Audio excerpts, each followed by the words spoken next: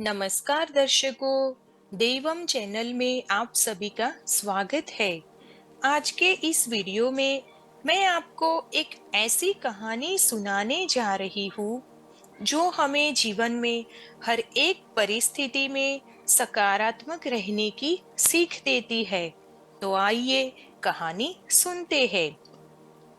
एक बार की बात है, एक जंगल में एक हिरनी रहती थी।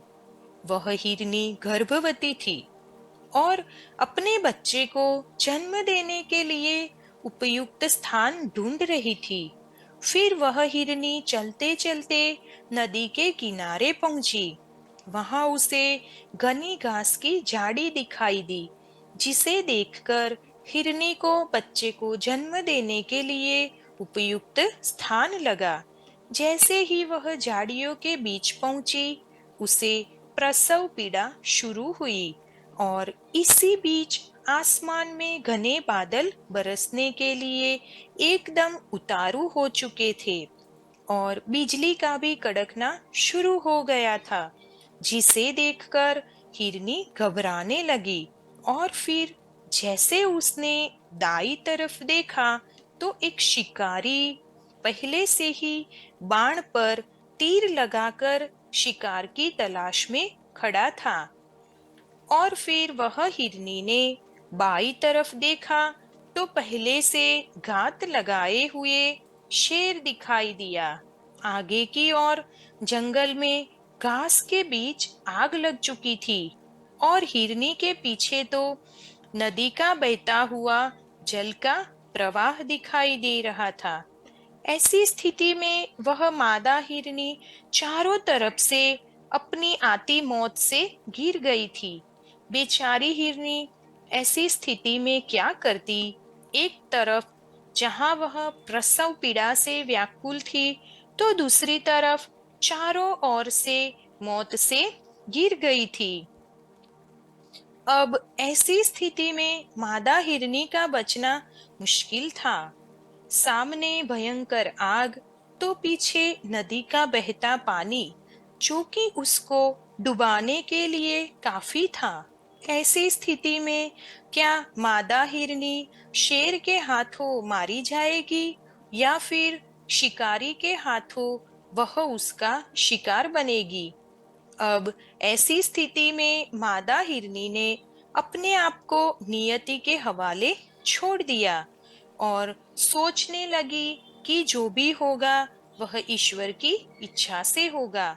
इसके बाद इन सब बातों से बेपरवाह होकर अपने बच्चे को जन्म देने में लग गई। फिर कुदरत का करिश्मा तो देखिए। जैसे ही शिकारी ने हिरनी के ऊपर बाण चलाना चाहा, उसकी आंखें बिजली की चमक से चौंक गई, जिसकी वजह से उसका बाण निशाने पर न लगते हुए शेर की तरफ घूम गया और वह तीर शेर की आंखों में जा लगा, जिसकी वजह से शेर दहाड़ता हुआ इधर उधर भागने लगा।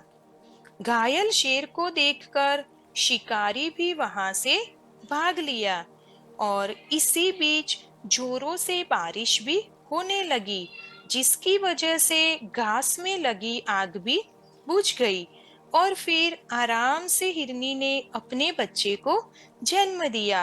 और इस प्रकार हिरनी के सामने आई सभी मुसीबतों एक साथ खत्म हो गई।